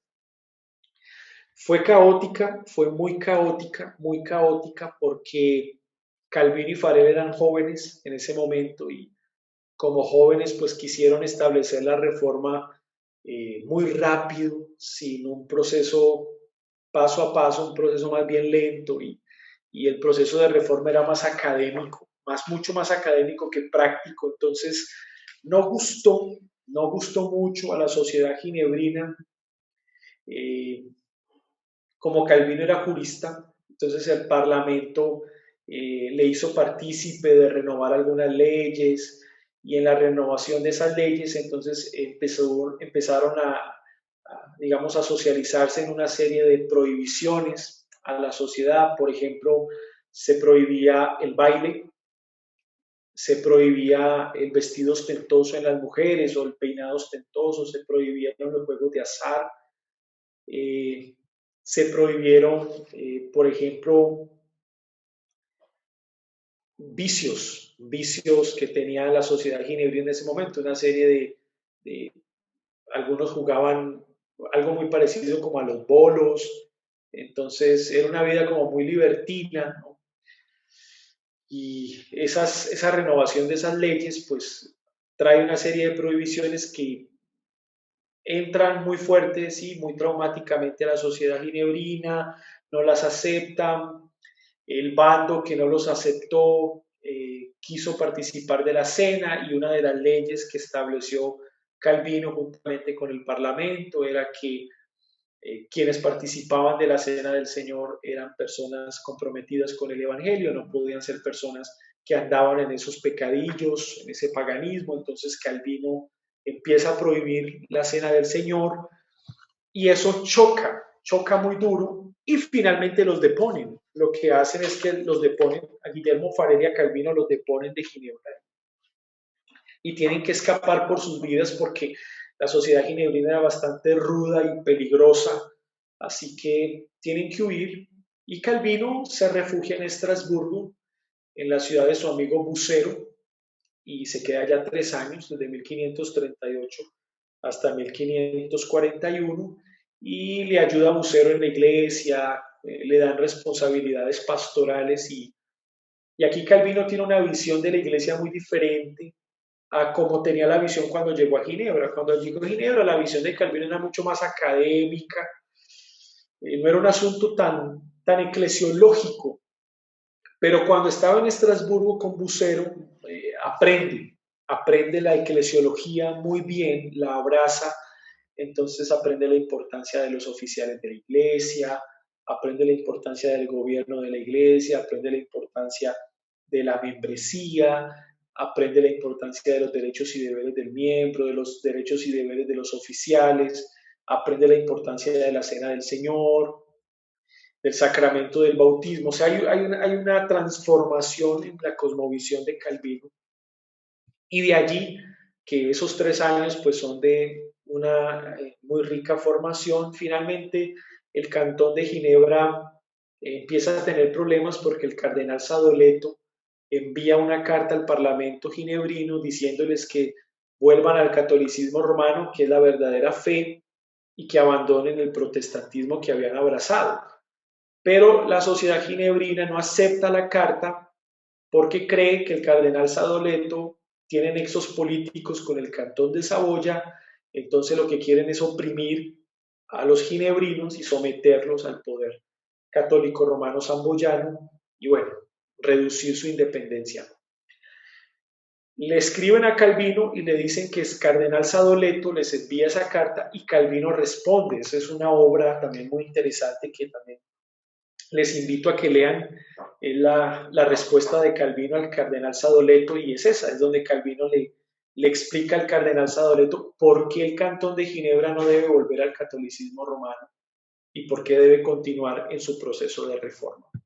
Finalmente Calvino se casa en Estrasburgo con Idele de Bourg, la viuda de un anabautista.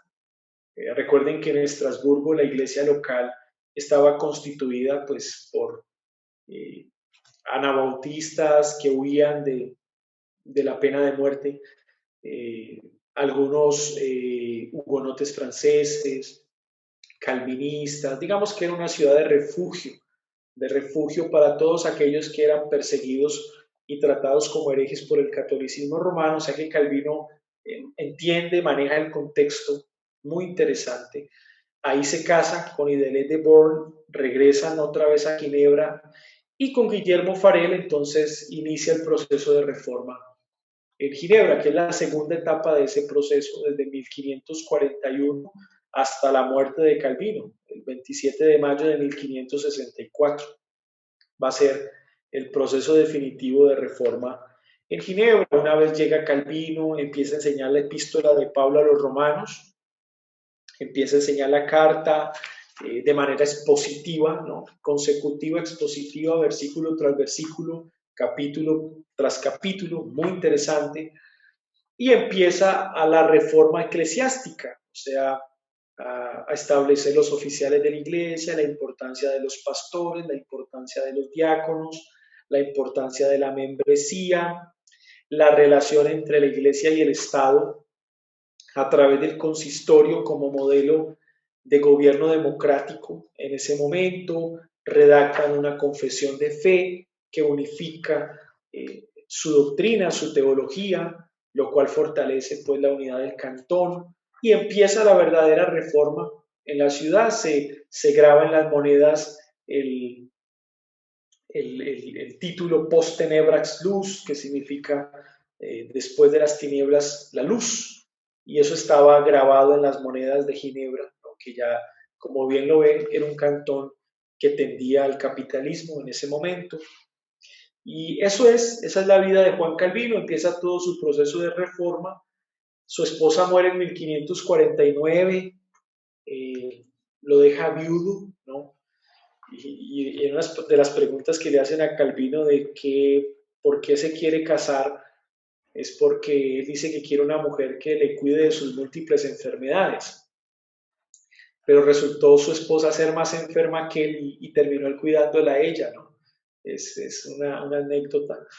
Aunque Calvino era muy enfermo, tenía problemas en el colon, problemas de gastritis, migraña, una migraña crónica, no se le quitaba, bajo de peso, problemas también en los huesos, entonces era un hombre un poco encorvado a medida que iba aumentando en edad, iba cada vez más encorvado físicamente, no tenía una buena apariencia por sus múltiples enfermedades. Sin embargo, pues la producción literaria y todo lo que hizo en Ginebra fue un legado interesante para la sociedad occidental. En 1559 se funda la Academia de Ginebra, con la ayuda de Teodoro Betza, su ayudante, quien va a ser rector de la academia. Y pues eso va a ser el boom del momento porque todos querían estudiar en la Academia de Ginebra. El nombre Academia de Ginebra es de la Academia de Platón. Por la Academia de Platón y, digamos, la metodología platónica, Calvino inserta la metodología platónica en la Academia de Ginebra, obviamente sin perder de vista las escrituras. Y en esa academia se enseña el griego, se enseña el hebreo y el latín, eran los 3 idiomas obligatorios que tenían que aprender los estudiantes. Les enseña filosofía, les enseñan a leer y a hacer hermenéutica de las obras clásicas de Cicerón, aprenden retórica, con Séneca aprenden retórica, con los poetas latinos. Bueno, fue una educación muy integral, muy enriquecida, una gran academia donde hombres ilustres pues salieron de allí como John Knox a reformar Escocia y luego la reforma en Escocia llega a Inglaterra y produce todo lo que produjo. Esa es la vida de Juan Calvino en general, en rasgos muy generales por el tiempo. No pude, digamos, entrar en detalles que ya hemos tocado como el caso Miguel Servet o el caso de Sebastián Castellio, un humanista también antitrinitario, entre otros casos que se dieron en la vida de Juan Calvino, pero creo que en síntesis es este hombre y su doctrina. El que quiera conocer realmente qué cree Juan Calvino, pues está en las instituciones de la religión cristiana. Ahí está la doctrina netamente calvinista y la última edición de esa institución fue en el año 1559, el mismo año de la fundación de la Academia de Ginebra. Calvino muere el 27 de mayo de 1564 rodeado de sus amigos, y uno de los últimos consejos que da Calvino es que no cambien nada, no cambien nada, digamos, claro, nada de lo que habían hecho hasta el momento como reforma en la ciudad de Ginebra. Así que, en síntesis, ese fue Juan Calvino, y todos aquellos que estuvieron de acuerdo con su teología se les empezaron a llamar calvinistas. Y esos calvinistas son de los que vamos a hablar el próximo sábado, Dios mediante, y van a dejar por escrito la teología calvinista, y por ende, pues nos van a ligar a la teología propia de Juan Calvino. Si hay alguna pregunta de esto, este es el tiempo.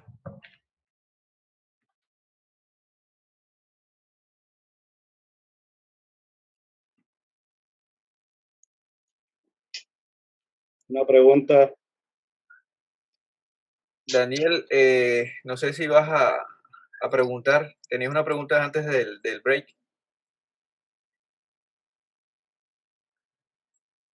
Bueno, le damos paso al hermano Pájaro. Y después sigue el hermano Gaspar.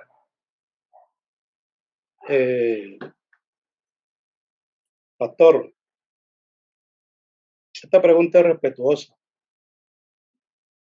En el mundo jurídico de los abogados se dice que en virtud de que hay muchas doctrinas, muchas corrientes, muchas propuestas alrededor de la interpretación de la ley, hay quienes dicen que el día que se pongan de acuerdo esos doctrinantes, se acaba el derecho. ¿Será que podemos decir acá lo mismo?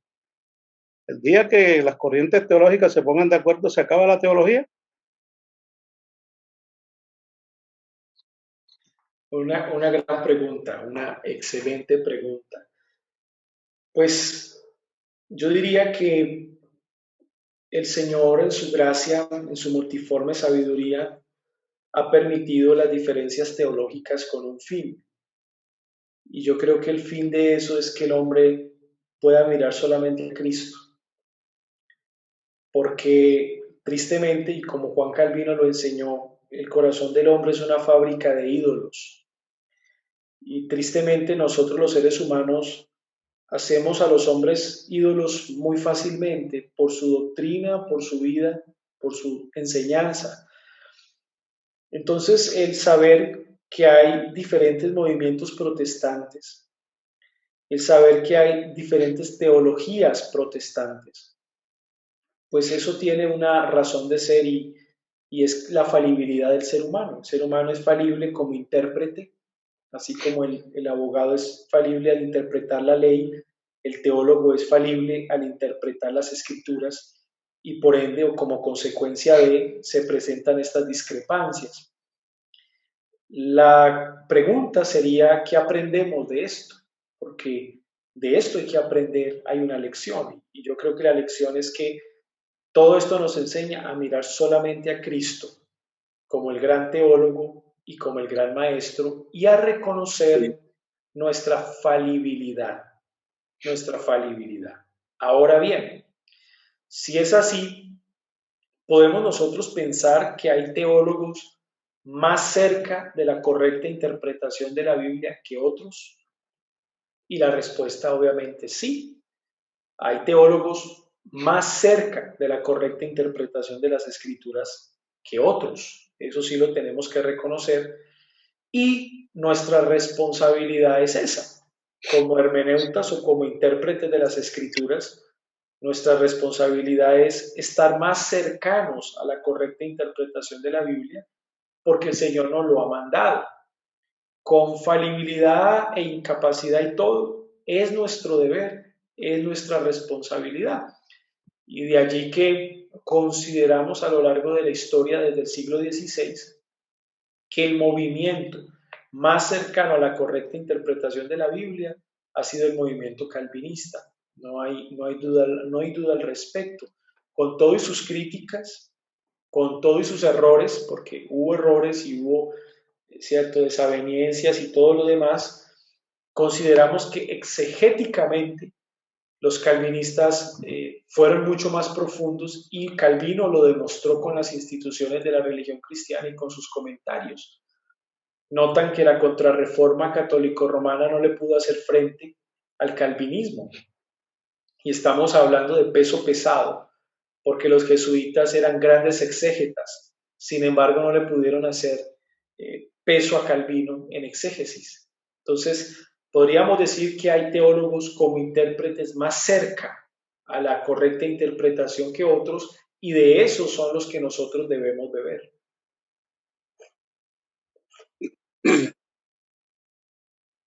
Se le agradece, pastor. A usted, mi hermano. Bueno, buenas tardes nuevamente. Paso un pequeño comentario y al final una pregunta, ¿no? Bueno, pastor, en ese siglo donde vivía Calvino, obviamente habían otros grupos que se habían levantado, tales como los montanistas, los paulicianos, petrolicianos, los albigenses, los cátaros. Calvino se tuvo que enfrentar a estos grupos estaban sobre todo en contra del bautismo de niños. Sí, Calvino, es una pregunta, Calvino se tuvo que enfrentar también a estos grupos porque ellos no eran considerados como parte, digamos así, como de la reforma, porque ya ellos estaban ya como que estaban en contra de la Iglesia Católica, más antes que protestar, antes que volver a las Escrituras. Por ejemplo, otro personaje que se debió encontrar con Calvino, por ejemplo, estaba Menon Simon, no sé si de la misma época, está también Juan Smith, que fueron los precursores, los que iniciaron la Iglesia Bautista en términos generales. Pero la pregunta más enfocada es, bueno, primero que todo, Calvino se tuvo que enfrentar a este grupo, ¿y de qué forma lo hizo? Segundo, ¿por qué nosotros no somos protestantes? Porque nosotros nunca, el deseo de nosotros nunca fue protestar contra de Calvino, ni de Martín Lutero fue de protestar en contra de la Iglesia Católica.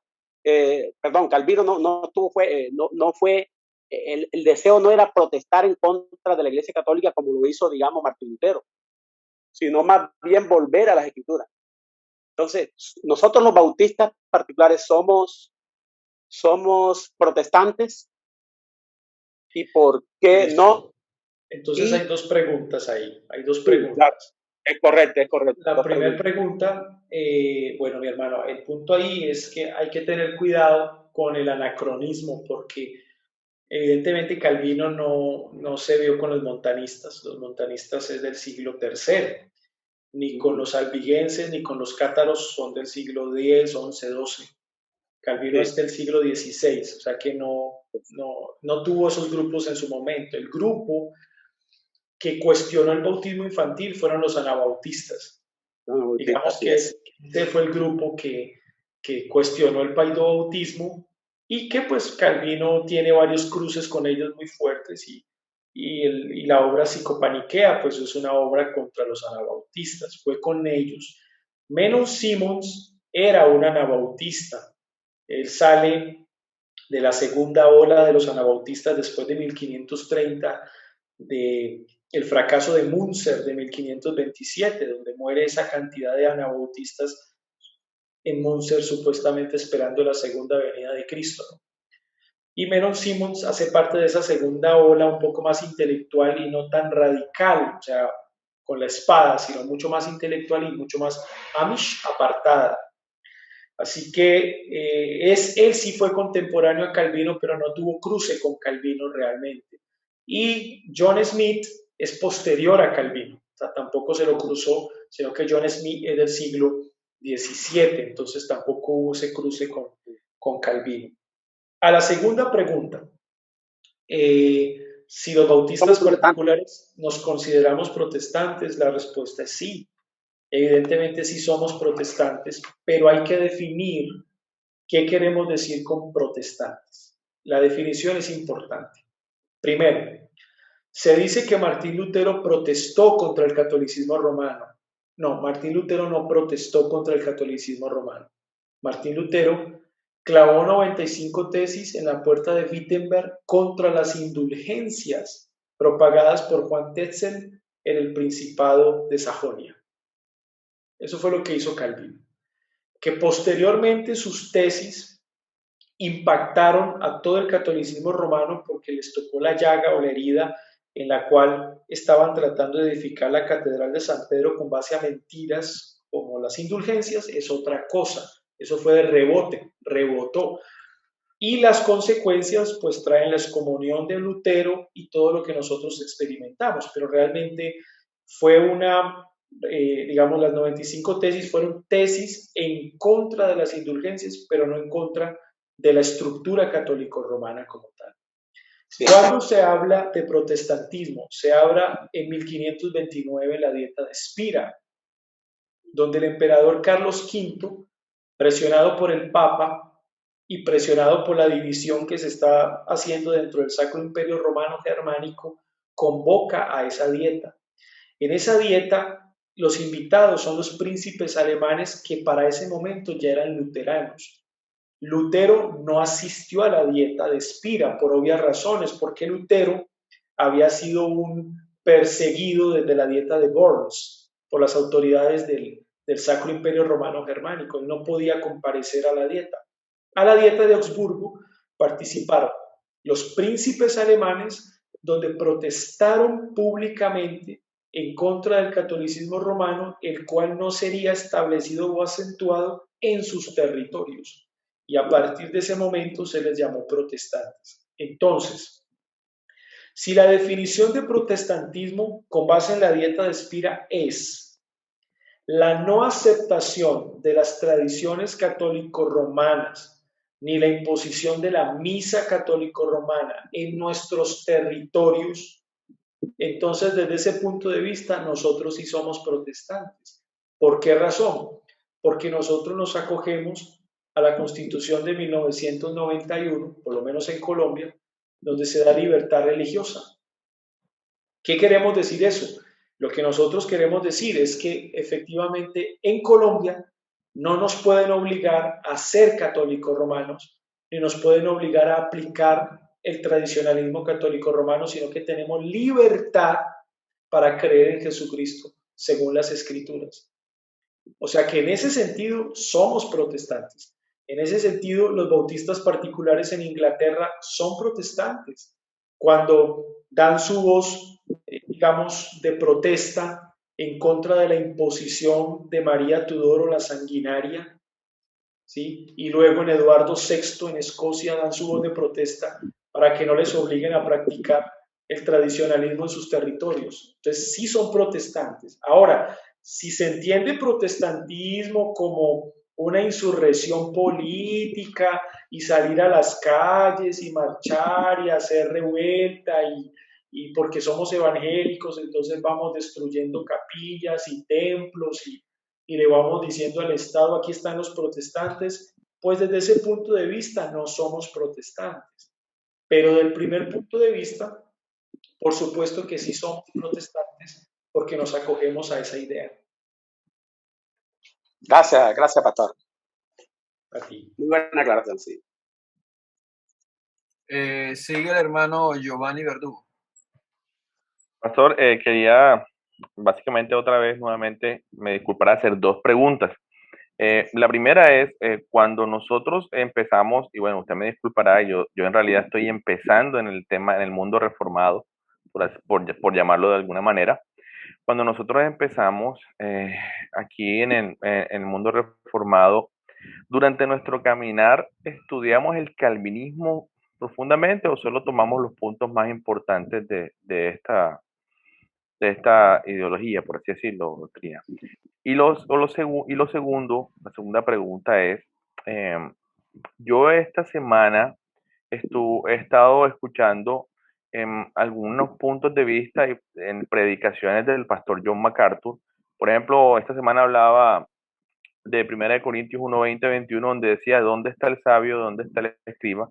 ¿Dónde está el disputador de este siglo? ¿No ha enloquecido Dios la sabiduría del mundo? Y él tomaba en parte este versículo y varios para para hablar de que no necesitamos la filosofía como tal, que no es necesaria, la filosofía del hombre, ¿sí? O todo lo que haya el hombre desarrollado en este ejercicio de pensamiento.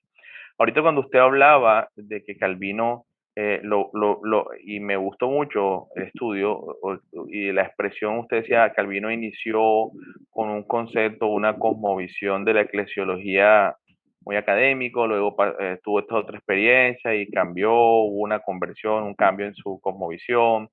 Y luego también mencionó usted, no sé si me estoy equivocando, como de que se impulsaron algunas ideas como incluso introducir algunas herramientas o elementos, no sé cómo llamarlo, de la filosofía, habló de Platón, habló de Séneca y tal. Entonces, aquí viene la segunda pregunta y perdóneme todo el contexto. Es bueno, o sea, el punto de vista de MacArthur a mí me convence mucho, no necesitamos la filosofía, pero veo que de todas maneras hacemos el ejercicio de tomar algunas herramientas, o no sé si es para facilitar o si en verdad se necesita.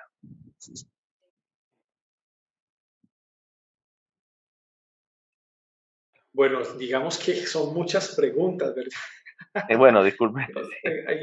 Hay un contexto bastante amplio como para responder la pregunta. A ver, lo primero que quiero decir es que la filosofía sí es necesaria. Es absolutamente necesaria porque el cristianismo hace filosofía. Pretender enseñar teología sin filosofía, pues no tiene sentido, porque cuando yo enseño teología, estoy haciendo un ejercicio racional en el cual pienso, en el cual hago preguntas al texto, en el cual me autoexamino y se genera un estilo de vida, una filosofía de vida. O sea que la filosofía está en la teología. Lo que hay que aclarar es de qué tipo de filosofía estamos hablando. O sea, no estamos hablando de filosofía aristotélica ni de filosofía platónica. Sí, estamos hablando de filosofía como sabiduría de Dios que nos ayuda a pensar. Los filósofos griegos nos ayudan porque nos dan herramientas que enriquecen ese ejercicio. Los filósofos medievales nos dan herramientas que enriquecen ese ejercicio, pero son herramientas que enriquecen el ejercicio de la teología. Eso hay que tenerlo claro. No es que la teología se fundamente en la filosofía, sino que son herramientas que enriquecen el ejercicio teológico. ¿Y por qué Calvino escribió como escribió? Porque era un gran humanista. ¿Por qué Calvino fue el exégeta que fue? Porque fue un gran jurista. ¿Entienden? O sea, hay una serie de cosas como parte de la formación académica de Calvino que lo llevó a ser quien fue. Y lo ayudaron a la revelación, a que la revelación se fuera dando, algo así. No tanto la revelación, sino que lo ayudaron a hacer una obra ordenada, estructurada, sistemática, que hasta el momento no se había hecho. Y eso ayuda también en la mente, en la forma como Calvino está pensando. Calvino es un hombre crítico y el ser crítico lo obtiene con base en sus estudios de filosofía clásica y en sus estudios de derecho. Entonces, hay que abonarle a ese proceso formativo que Dios usó para que Calvino fuera lo que fue. Pablo fue lo que fue porque fue un gran fariseo, un gran conocedor de la ley de la Torá, un gran intérprete en el mundo judío. Y por eso fue lo que fue ya luego como un gran apóstol. Pero yo los tengo que dejar porque tengo otra reunión y me están marcando y marcando y marcando que por qué no me he conectado y ya me voy a conectar. Entonces, la siguiente pregunta, Giovanni, la respondo el próximo sábado, ¿vale? Muchas gracias, pastor. Nos vemos pues. Listo, pastor, bendiciones, muchas gracias. Bendiciones.